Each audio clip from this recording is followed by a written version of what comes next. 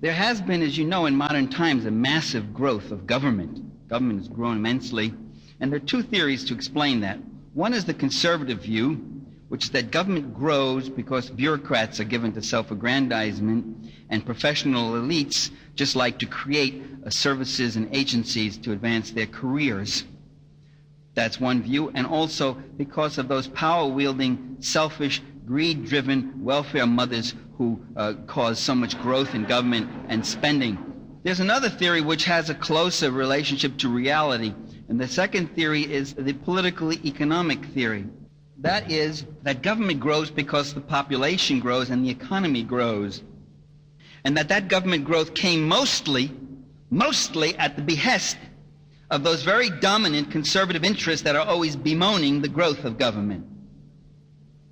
As the economy grew from a colonial, self-sustained, local, self-employed economy to a complex, mass market, corporate capitalist economy, you had what?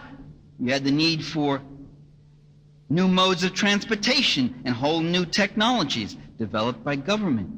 You had export supports and market protections that came from the government. You had price supports and investment subsidies that came from the government. Now the cobbler, the smith, the housewife, the seamstress, they didn't demand these services and growth, and they weren't for their benefit. They were there for the people who owned and controlled the land, the labor, and the resources. What is this federal bureaucracy that the conservatives and the business community rail against? Well, you look at it.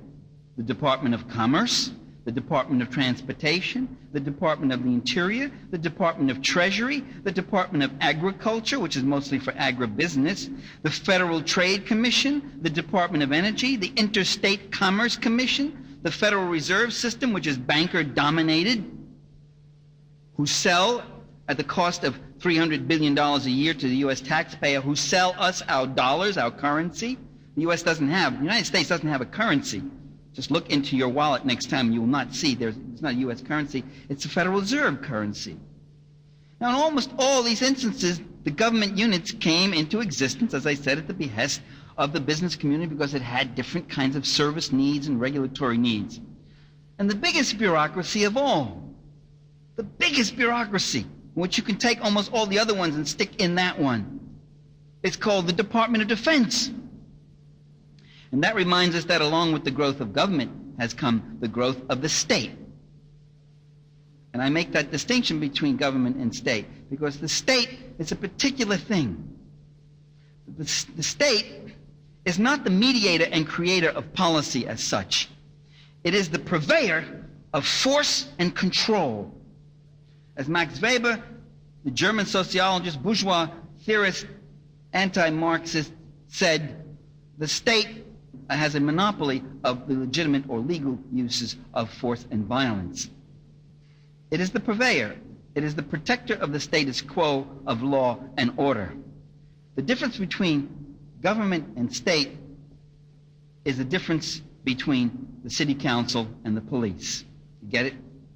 It's the difference between the Congress and the CIA. It's a theoretical distinction about empirically overlapping actualities. I say that especially, for instance, in regard to the executive, where we don't distinguish state functions and policy functions. We have the president who does all those things. And so the executive is at the center of government policy and is also at the center. The chief executive is the purveyor of state power and force and violence. And so with the courts and certain administrative agencies, they sort of do some of both, and to a lesser extent, even security forces and police. And even elements in Congress which deal principally with governance and policy, even there are elements in there that are part of the national security state. People in the Senate intelligence community and others. A guy like Sam Nunn, after all, fulfills state functions. He's on cue. North Korea, we got to hit him. He's out there giving the hard line on North Korea. And so it is. The state has two basic purposes. The primary function is social and class control, to protect the haves from the have-nots, to maintain the security of those who accumulate wealth from the labor of others, to protect wealth from the poverty that wealth creates, to make sure that there's no reversal in the continual upward distribution of earnings and income, from the people who work for wages and salaries to the people who live off dividends and interest and land and mineral royalties and rents. To safeguard against any fundamental reform or revolutionary reversal in regard to which class controls the land, the labor, the markets, and the natural resources in this country and abroad. Well, isn't that just a lot of your Marxist ideology? Again, we got to hear this sort of stuff. That's not ideology, that's a fact. And then, by the way, Marx was not the first to say that. All the bourgeois theorists said it. 1689, John Locke. I mean, he is the theorist of the rising bourgeoisie, the glorious revolution of 1688 in Britain. He is the theorist. John Locke, quote, in his second treatise on civil government, "The great and chief end of men's uniting into commonwealths and putting themselves under government is the preservation of their property." Adam Smith, 1776, quote, "The necessity of civil government grows up with the acquisition of valuable property." Smith goes on, "Till there be property, there can be no government, the very end of which is to secure wealth and to defend the rich from the poor."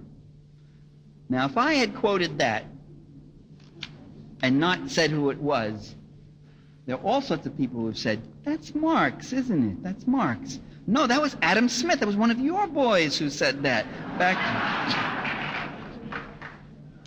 when they used to be more frank and candid about this, because they were only talking to each other at the time. The rest of us didn't go to school and couldn't read, so they could be more honest and say this to each other, what they really were doing. The state also has a secondary function. That secondary function is public safety and justice. But it's a secondary function. Oh, come on, you're saying that these purveyors of state power would put their wealth and property interests ahead of human life? Did I say that? Well, yeah, that's right. Yes. But I didn't say that. Again, it's not just Karl Marx. It's not just me. J. Edgar Hoover said it. He said, I quote, "The function of law, the purpose of law," and by that he means state power, what he represented, "the purpose of law is order, not justice. Justice is only an incidental or secondary consideration." I love it when they say it, they say it. You're beautiful, J. Edgar. He came out of the closet on that one anyway.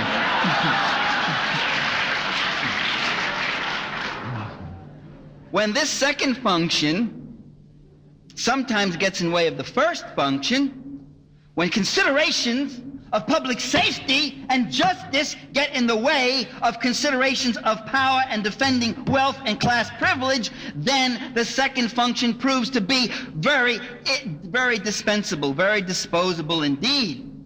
When the state decides it must develop nuclear instruments of death to maintain state power in order to maximize its power, to perform its primary function, to keep control over other forces throughout the world and show itself the primary nuclear power so no one will mess with the Fortune 500.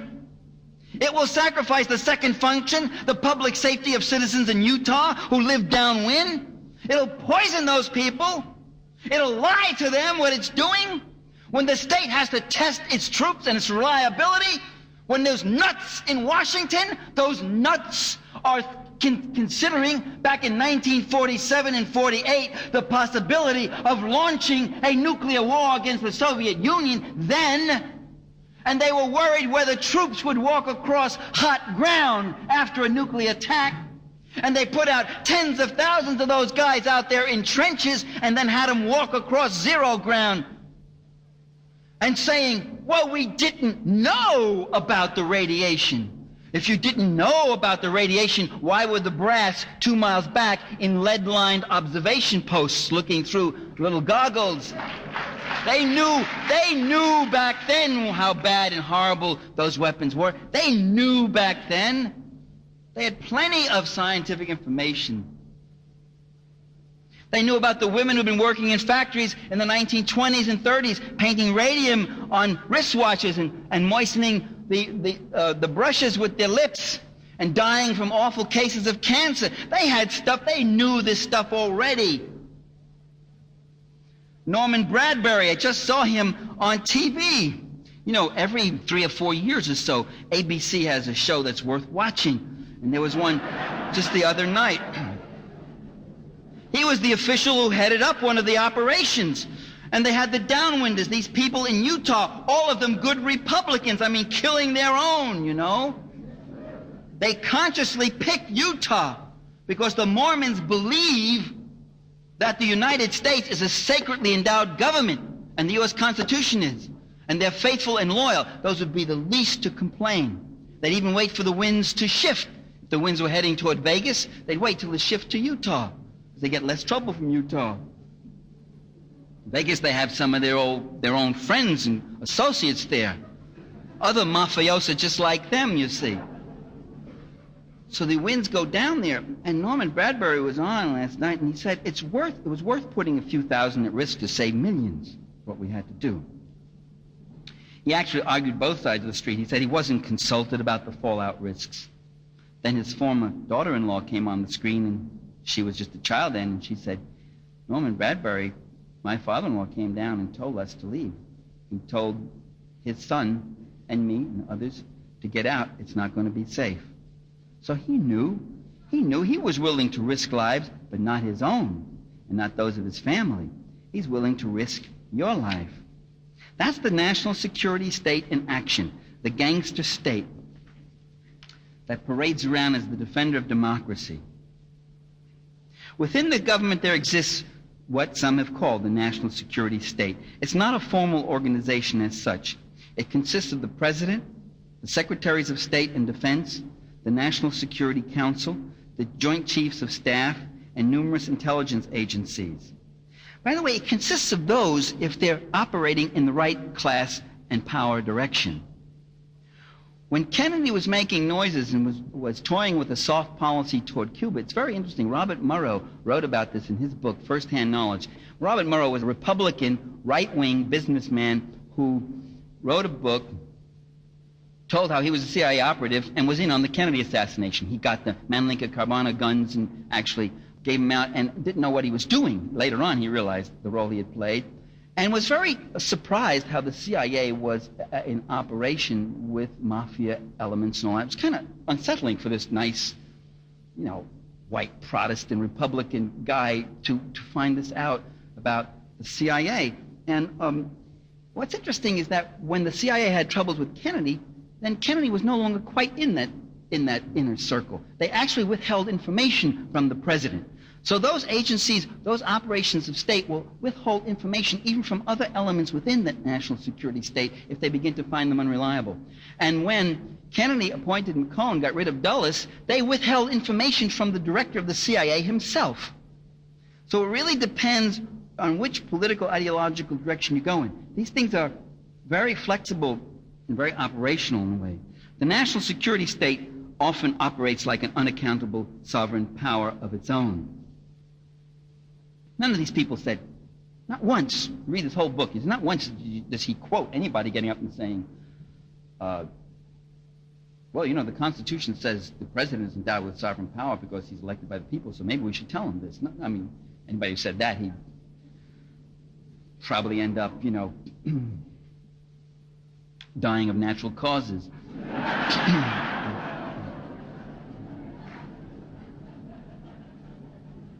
The primary function of the national security state is to defeat anti-capitalist forces at home and abroad, or movements that try to introduce any economically redistributive politics, even within the existing capitalist framework, in any kind of fundamental reformist way. Making the world safe for free market capitalism is a massive enterprise. Security agencies expend about 40 to 50 billion a year on operations at home and abroad, probably more. Congress has no exact idea how much it is because it's hidden in the Pentagon budget and other places. The total figure is a secret, which is, by the way, in violation of the U.S. Constitution, which says that all receipts and expenditures and appropriations must be public knowledge. Along with the CIA and the National Security Agency, the National Security Agency monitors, breaks codes and monitors all telephone calls and telegrams between the United States and every other country, and a great deal of domestic telephone traffic. They now have these super monitor systems that they could do this. They have certain code words. They can bust right into your conversation. If you say something like you're talking to someone, you say CIA, boop, it could pop off, and then you might be listened to. There's also the Pentagon's Defense Intelligence Agency, which deals with military espionage and counterintelligence around the world. The State Department's Bureau of Intelligence and Research, the FBI's counterintelligence program. Within the Pentagon itself, each echelon, be it the Office of the Secretary of Defense, the Secretary of Army, Secretary of Navy, or the Air Force, all have their intelligence units. The regional commands around the globe, and even the smaller units within the regional commands, each of them has its own intelligence service with its own security, communications, and support services. Supposedly protecting us from foreign threats, these agencies spend a great deal of time policing and propagating views among the U.S. public itself. At one time or another, they've admitted to maintaining surveillance on members of Congress, on the White House, on the Treasury and Commerce Departments, and on vast numbers of private citizens. They plant stories in the U.S. media to support their Cold War and counterinsurgency view of the world. They get journalists to work as operatives for them. They get operatives to work as journalists. Senator Church's committee found 500 journalists and editors and publishers, including most of the Copley publications, some people in Gannett, Ben Bradley, Washington Post, was CIA. Bunches of them, CIA. The CIA alone has subsidized the publication of hundreds of books and has owned outright more than 200 wire services, newspapers, magazines, book publishing complexes, according to a Senate Intelligence Committee report.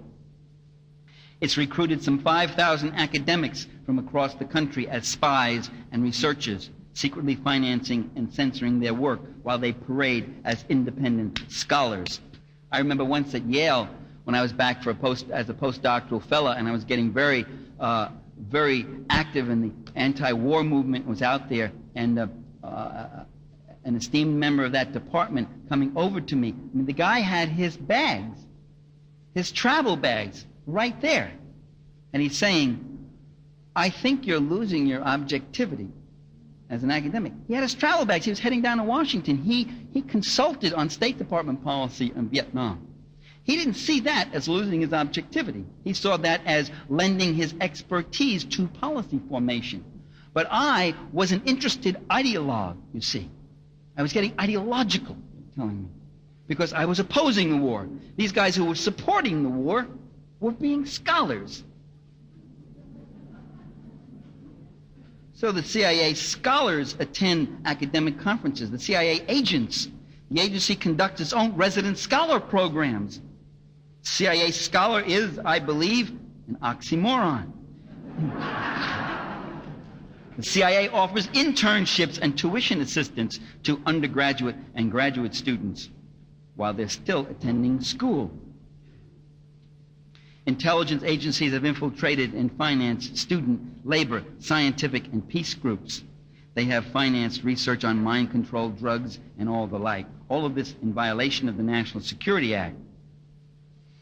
In violation of the National Security Act of 1947, which states that the CIA, quote, shall have no police, subpoena, law enforcement, or internal security functions. In fact, the CIA has equipped and trained local police forces in the United States. For what? For what goals? How many Russian invaders was the Detroit police going to face? What was the goal? The goal was domestic counterinsurgency, the goal that's going on even to this day, the goal of infiltrating peace groups, getting troublemakers in those groups, stealing the mailing lists. The goal is making sure the black gangs fight each other, the Crips versus the Bloods. The goal is to get those Crip leaders who have brought peace between the gangs and railroad them into jail, as Dwayne Holmes has gone to jail. My son Christian Parenti just did an article on that in Z Magazine a couple of issues back, and arguing that, in fact, crime is very functional as an instrument of class control. That's Christian's thesis. he says, that crime, after all, does not affect the people who live in Grosse Pointe or Bel Air or wherever else. That crime affects the people who live there. And they'd much rather see a disorganized, demoralized inner city population than one that's developing leadership and organization and moving and asking for redistribution of the goods and services of society. Blackstone Rangers back in the 60s used to say, when we were stealing cars and shooting up and breaking into stores and hitting each other with guns, we had less trouble from the police than when we made a truce and we started looking at social issues. That's why the day I heard about the alliance between the Crips and the Bloods, I announced that the police will now move in on these guys and do everything they can to break them up. Police leaders in L.A. say, we've never taken this truce seriously. They don't want to take it seriously. Well, that's a very nice, positive, encouraging way to look at things. Well, their goal, the goal of the Red Squads, is to carry on this system of surveillance and counterinsurgency. A lot of those functions have been taken out of the FBI because of all the controversy and all that, and it's been given to the local Red Squads. Most of the time when you think your phone is being tapped by the FBI, it's being tapped by some copper. The crimes that are perpetrated by the national security state against the people of other nations are too numerous to detail. In countries like Guatemala, El Salvador, Greece, Brazil, Chile, Panama, Grenada, Iraq, Indonesia, East Timor, Argentina, Haiti, Zaire, the Philippines, the CIA, or sometimes U.S. Armed Forces, other national security state forces, or sometimes they use mercenary forces, whatever, use military intervention, terror, assassination, sabotage, bribery, propaganda, political disruption to bring down populist or democratically elected governments and install reactionary dictatorships that are friendly to U.S. corporate interests. And that is the criteria. You can be a murderer, you can be a butcher, you can suppress people's rights, you can do whatever you want, as long as you keep your country open to the capital investment of the corporate 500. You could be democratic, you could have elections, you could have all those things, as Gorbachev was doing in 1989, and the insistence, the bombardment we got from the media, when will he complete the reforms? When will he do the reforms? Because the real reforms have nothing to do with democracy and everything to do with capitalism. The CIA has sabotaged and stolen elections abroad, waged massive disinformation campaigns, infiltrated and fractured the trade union movements of other nations. It's funded and trained secret armies, paramilitary forces, torture squads, death squads, and pursued destabilization and assassination campaigns against labor, peasant, clergy, and student organizations in numerous countries. I was telling you about Murrow observing the CIA's links with the mafia. Well, U.S. intelligence agencies have used mobsters, drug dealers, and warlords in their war against those who are anti-capitalist, those who resist the encroachments of global corporatism. The CIA supplied arms and money to the Italian and Corsican mafias to break and murder members of the communist-led dock workers' unions in Italy and southern France. After these unions were broken, the mobsters were given a freer hand in transporting tons of heroin each year from Asia to Western Europe and North America. They, in fact, controlled the waterfronts after that. The CIA buttressed anti-communist warlords in Southeast Asia and Afghanistan, whose opium production increased tenfold soon after the agency moved into those regions. CIA involvement in Central America contributed to the U.S. cocaine epidemic of the 1980s. CIA planes transported guns and supplies down to right-wing mercenary troops in Nicaragua and pro-capitalist military leaders in other countries. The planes then were reloaded with narcotics for the return trip to the United States. Ralph McGehee, don't take my word for it, listen to Ralph McGehee.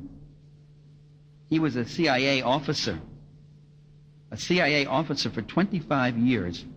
Quote, "My view, backed by 25 years of experience, is, quite simply, that the CIA is the covert action arm of the presidency.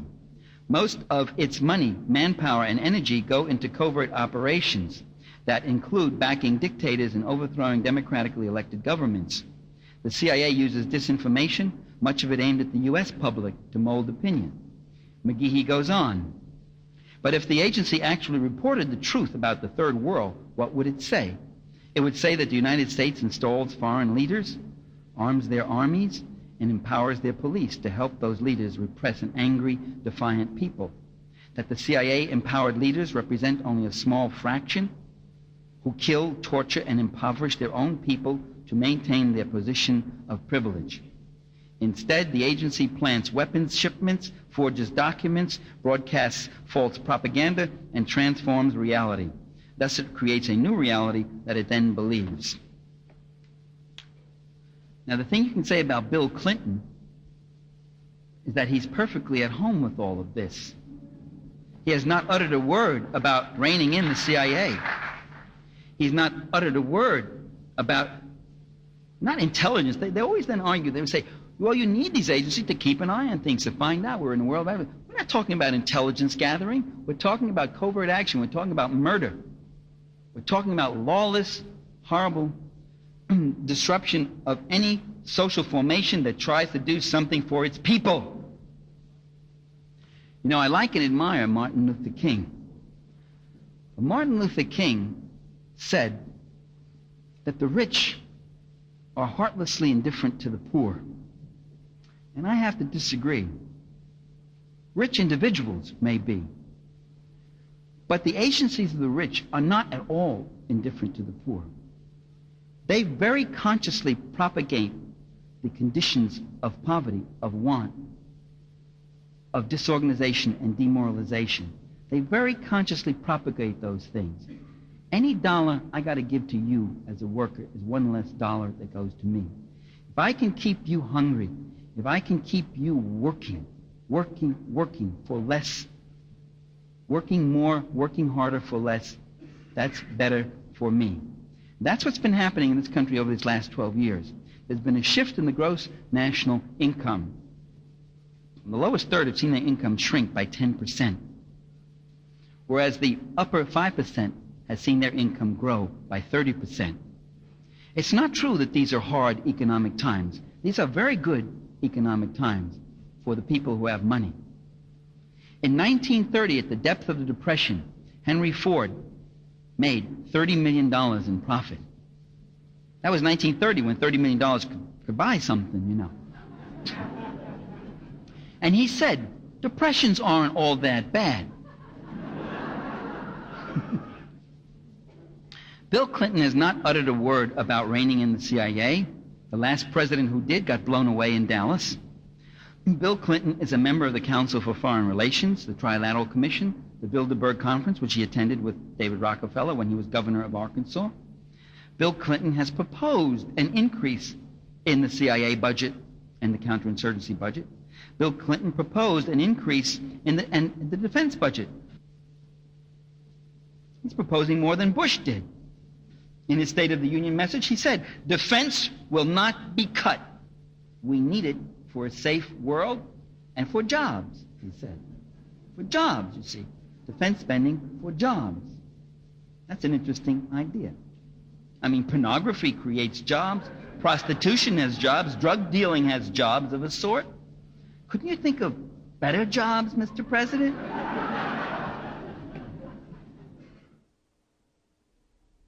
You are listening to author and political analyst Michael Parenti on executive power and democratic needs. At the end of the program, there will be information on how to obtain a copy of this talk. The authors of American government textbooks like to point out that the president plays many roles. He has many roles. He's not only chief executive, we hear, but he's also the leader of his party. He's a chief legislator in the sense that he proposes a legislative program. He's in the policy process. And he's also commander-in-chief. And he's also the head of state, the way sort of the Queen of England is, you see. He's an embodiment. When I wrote my American government textbook, Democracy for the Few, it was a sort of anti-textbook, actually, I said, there's another role that he has, which none of these other books have mentioned. He's the guardian and representative of capitalism. He's the embodiment of the executive-centered state system that defends American corporate interests at home and abroad. I'm quoting from one of my favorite authors right now, as a matter of fact.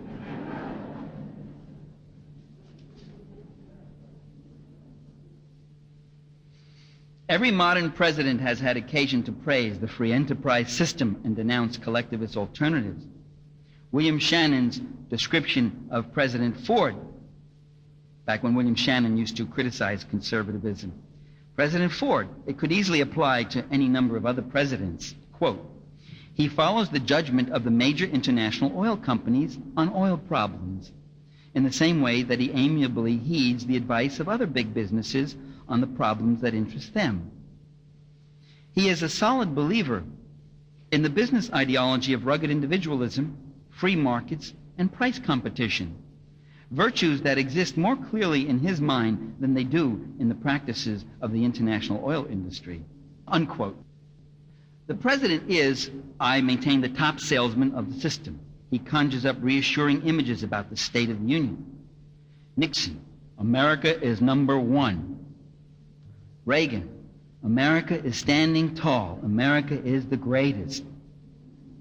This is what Ronald Reagan was saying to a nation with 35 million citizens living below the poverty level, millions unemployed, hundreds of thousands homeless, a record trade deficit, and a runaway national debt. Whether Democratic or Republican, liberal or conservative, the president tends to treat capitalist interests as synonymous with the nation's well-being. Presidents greet the accumulation of wealth as a manifestation of a healthy national economy, regardless of how that wealth is applied or distributed or what's it being used for. I mean, what's this wealth being used for? Is it being used to make more yachts? Or is it being used for housing for working people? Ronald Reagan, quote, America will achieve new heights spurred on by freedom and the profit motive. Ronald Reagan, I want America always to be a country where someone can become a millionaire. Ronald Clinton. Ronald Clinton on the McNeil-Lehrer. Quote, this is a free enterprise country, said President Clinton. I want to create more millionaires in my presidency than Bush and Quayle did. What an ambition, what a goal. He didn't say that during the campaign. During the campaign, he was Jesse Jackson. When he got into office and started setting up, he was Jimmy Carter. Now he's Ronald Reagan. Now he wants to outdo Bush and Quayle.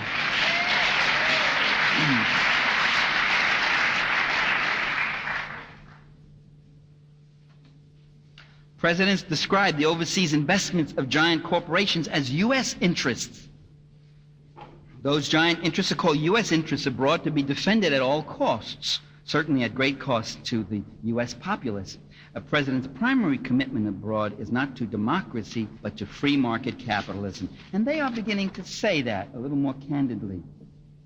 You know, one seldom heard capitalism, the word, in the capitalist-owned media that we live under.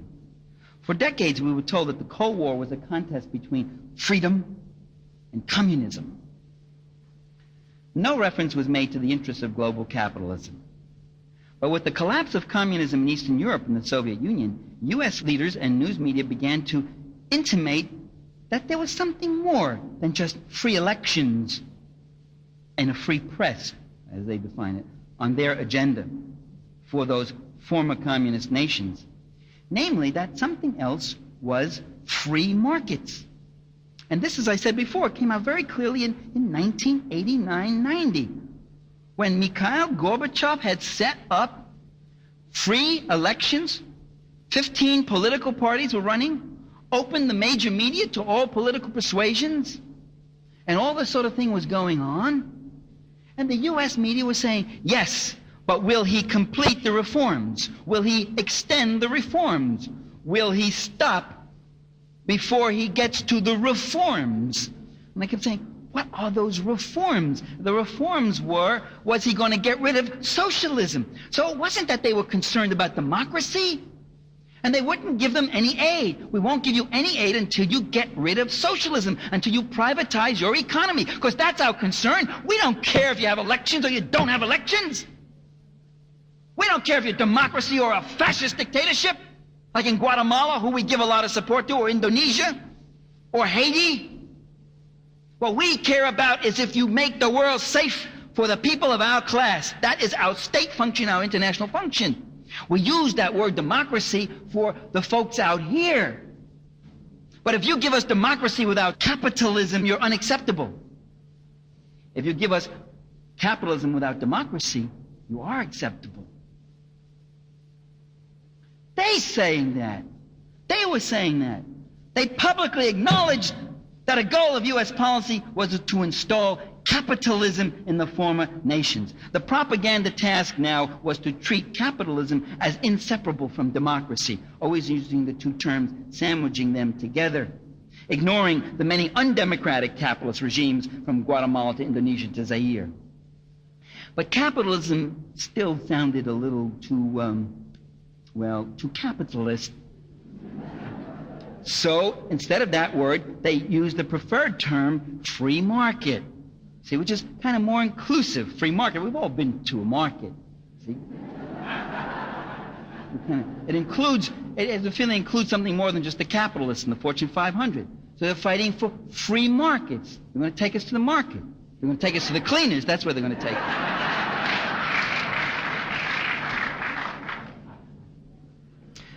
Don't believe me? Take President Clinton, September 27, 93, before the UN. Our overriding purpose. Did you hear those words? Our overriding purpose. What I said was the primary function of the state. Same word, same meaning. Our overriding purpose is to expand and strengthen the world's community of market-based democracies.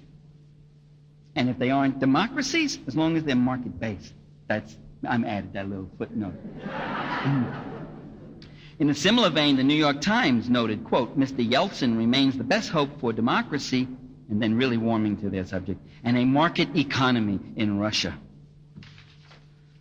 It's probably not easy for a president to remain keenly aware of the suffering and the travails and the deprivations endured by the great mass of people throughout the world, including a lot of ordinary working people in this country.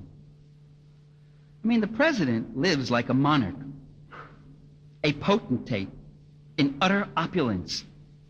He lives in a rent-free, 132-room mansion called the White House, set on an 18-acre estate with a personal domestic staff of about 100 people, including 7 butlers and 5 full-time florists, a well-stocked wine cellar, tennis courts, a private movie room, a private gymnasium, a private bowling alley. Lyndon Johnson must have put that one in. And a heated outdoor swimming pool. And this is a guy who's got to pose as a man of the people who's concerned about ordinary folk. In addition, the president has the free services of a private physician, including all those presidents who didn't want people to have health insurance and socialized medicine, and that would be too much and all that. They should pay for their own medical care. They all had free medical care themselves. See, it's different when you have it for yourself. You understand? It's different. That's what Norman Bradbury is pointing out. It's you out there sacrificing for the country, but I get my family out from downwind. You preach one thing out there, and you do something else.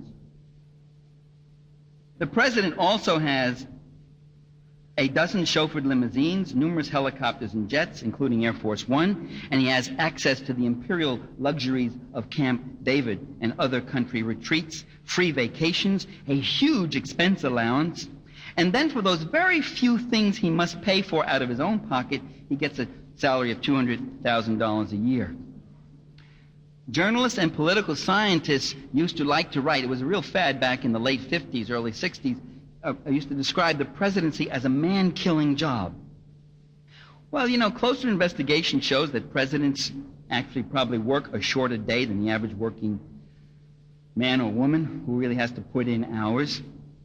That presidents take more vacations and they live far better and longer than the average American male, including the average middle-class white male. And after leaving office, by the way, they continue to feed off the public trough.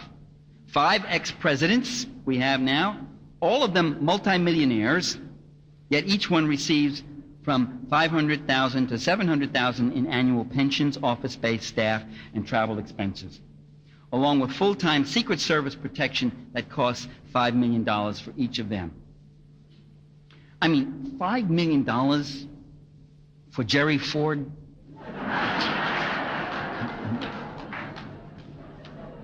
Through the 1940s to the mid-60s, various liberals and political scientists argued that the presidency wasn't strong enough. When they saw FDR and Truman in tugs of war with Congress, they said not only is the president not strong enough, but the president is more virtuous than Congress, because the president, elected by all the people, represents the national interest, whereas Congress is riddled with entrenched special interests. See, they weren't allowed to talk in class power terms, so they had to make up these special kinds of terms. What they really meant was that Congress was more responsive to the organized moneyed interests and propertied corporate class, and the president was at least sometimes responsive to the working populace. Harry Truman used to say, Congress represents about 15 or 20% of the people. It's up to the president to represent the other 80, 85%, which he really didn't do with the consistency that he pretended he did. So liberals call for the item veto. They call for limitless presidential terms. They oppose the 22nd Amendment. They call for less interference by congressional investigations. And conservatives were the opposite. They opposed the item veto, and they supported the 22nd Amendment. In fact, they put the 22nd Amendment through, which limited the number of terms a president can serve to 2. From the late 1960s through the 80s, both of these sides reversed their positions. First of all, the Electoral College has a stacked advantage for the GOP. You have all those small states out west, the Idahos, Dakotas, whatever, Nebraskas, and they all have that extra 2 electoral votes. You have number of representatives plus your 2 senators. That's your Electoral College count. So they have disproportionately much more than, say, big industrial states that might go liberal once in a while. Second, there was the breakup of the Southern alliance with the Northern Democracy, and the South started going Republican. So suddenly you had what looked like a built-in advantage for the GOP, and you had an array of Republican and conservative presidents. Now, in addition to this, Congress started looking more liberal. For the first time, you had liberals occupying committee chair positions. People like Ted Weiss, John Conyers, Tom Harkins, Ron Dellums were getting into chair positions and wielding a little extra influence. And the Congress remained Democratic through thick and thin. So now you had the opposite. Liberals began complaining of an imperial presidency. And conservatives talked about, Norman Podhoretz just wrote an article on that called Imperial Congress, an out-of-control Congress. Now conservatives wanted an item veto. They denounced the 22nd Amendment. Most vehemently was Ronald Reagan as he was leaving office. I wrote him a letter when he was leaving office. Never answered it. I said, it was a very short note. I said, Dear Mr. President, I love the 22nd Amendment. Term limitations. Now the conservatives are calling for term limitations on Congress. They call for term limitations on state legislatures where the legislatures have Democratic leadership. And unfortunately, there are some people on the left who even went along with the term limitations, foolishly thinking that they were taking a swipe at the politicians. What the term limitations do is it wipes out the liberal leadership, it wipes out the liberal seniority, and it creates an amateur Congress that will always be made up of freshmen and sophomores who it takes a year or more, 2 years to even learn the ropes, what's happening against an entrenched national security state, against an entrenched judiciary. The conservatives, you notice, have never called for term limitations for federal judges. Instead, they've appointed over 450 in the last 2 administrations, all young right-wing ideologues in their 30s and 40s who will be handing down decisions into the 3rd decade of the next century. They stacked the court, and this time they did it systematically and knew how to do it in a way that Nixon never did. Well, is the president too powerful or not powerful enough? Actually, I think both the liberals and conservatives are consistent in both those inconsistent charges. Presidents are not powerful enough when working with mass interests. Working for mass interests, I should say, and opposing corporate and financial interests. But the president is very powerful when engaging in the converse, when he's working for corporate interests and when he's working against mass interests. The president is very powerful when he's exercising state power. That whole theory, by the way, when liberals started talking about the imperial presidency, the Republicans hadn't gotten elected yet. There wasn't any Nixon or Ford or Reagan in yet. They were already talking about LBJ, and they were talking about Vietnam. And it occurs to them how irresponsive, unaccountable this power was, as millions of people were saying, get out of this war. And this war, these guys were still going ahead and doing it. They're saying, my God, this president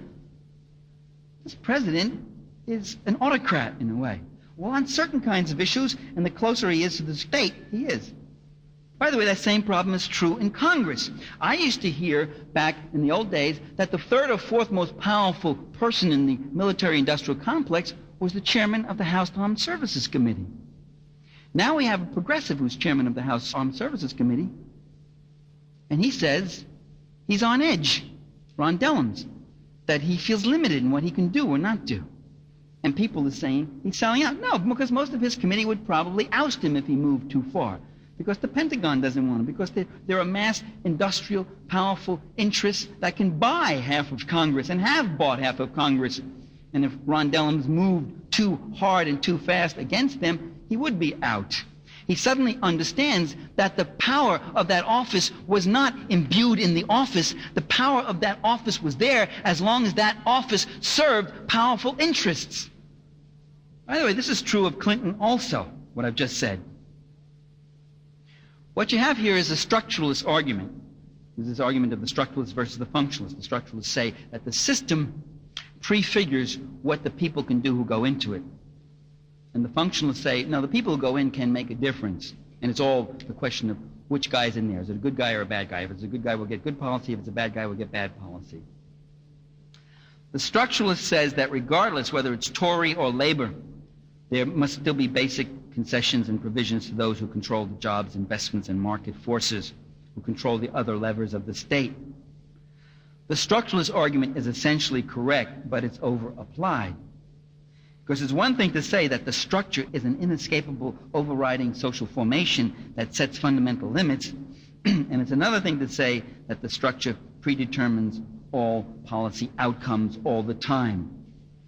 You can't say that. You get too abstracted, too mystical. I mean, Reagan and Thatcher demonstrated that it does make a difference who's elected. So the functionalists do have a point. That within certain parameters, it does make a difference who's on the Supreme Court, who staffs the departments, who makes decisions in the regulatory agencies and in Congress. It does make a difference. It determines what laws are passed and how they're enforced or how they're ignored. Bill Clinton is like every other president, a two-faced, a liar, and a deceiver. Now, this is not a personality peculiarity to the people who happen to go into that office.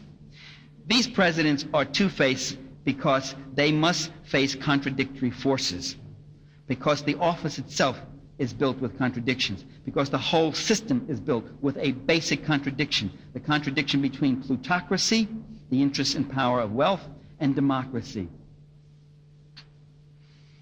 Frederick Schumann, the historian, a half a century ago made the point, quote, "The politician is someone who gets votes from the poor and money from the rich on the promise he will protect each from the other.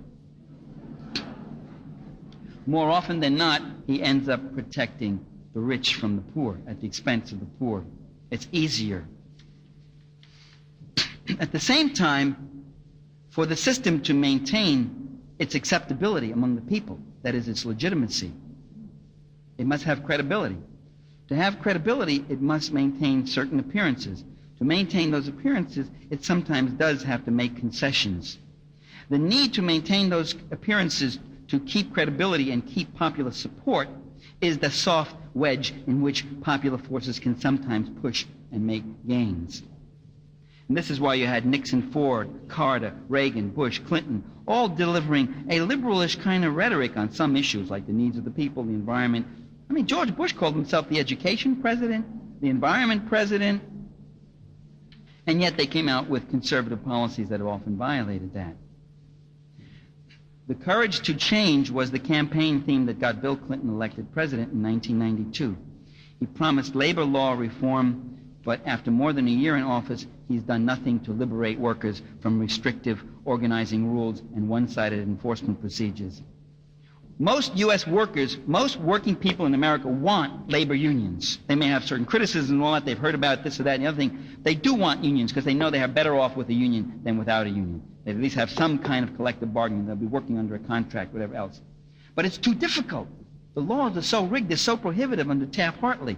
And that's why labor unions are declining. It's not because people don't want them. It's because they're getting cut out. It's almost impossible. Unions cannot even go now onto the parking lots of a company to hand out literature to let them know that there's going to be a certification election coming up.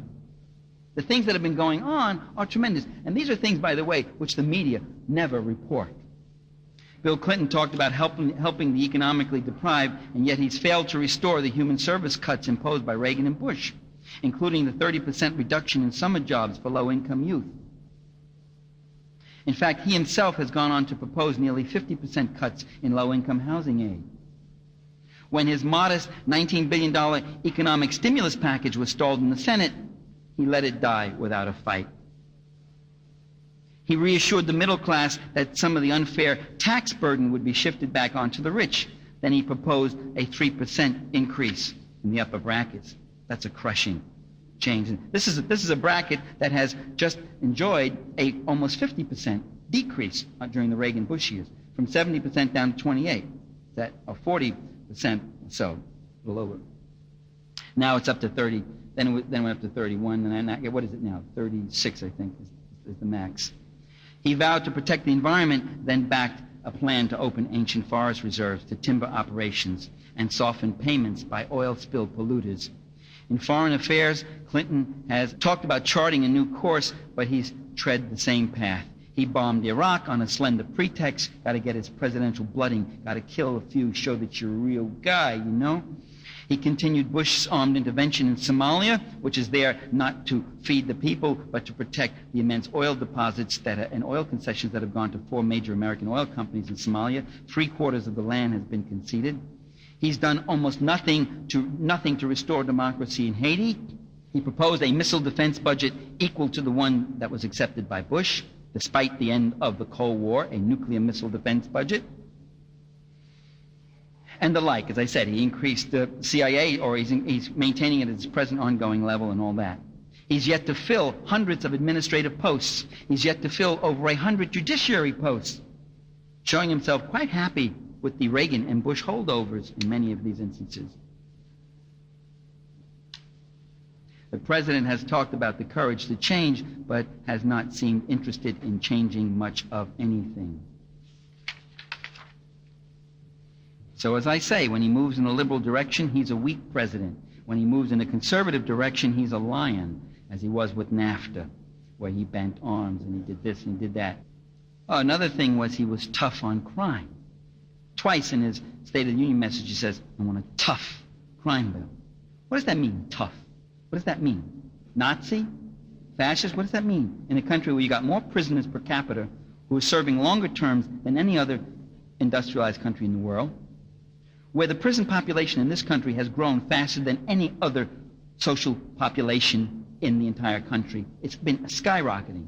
The one boom construction industry in this country at the depths of the recession was the building of prisons. What do you mean tougher? Well, if you want to get tough, how about stop being so soft and wimpy on the corporate polluters, on the people who put in unsafe products? Well, instead what Clinton gives us is repression, a tougher crime bill, and psychobabble. He said, what we're suffering is a loss of values. We must change from within. Hey, where has he been visiting lately? He said, governments don't raise children, parents do. Yeah, but parents raise children in a social context. You think there's any parent that wants his or her kid to go out there and get shot up with guns or start dealing in drugs or this or that? You think the parents really want that? You think they can control? I mean, who brought those drugs in? People who live in desperate poverty are not the creators of the poverty, but its victims. Well, I'm going to stop here. I've been talking a long time. Let me just say that our task is to point out the obvious truth that democracy and plutocracy are not one and the same, but they are polar opposites and deep contradictions. Our job is to inject as much dissension as possible and to keep them from inventing reality and inverting reality. Our job is to inject as much democratic content and democratic force into the democratic rhetoric. Thank you very much.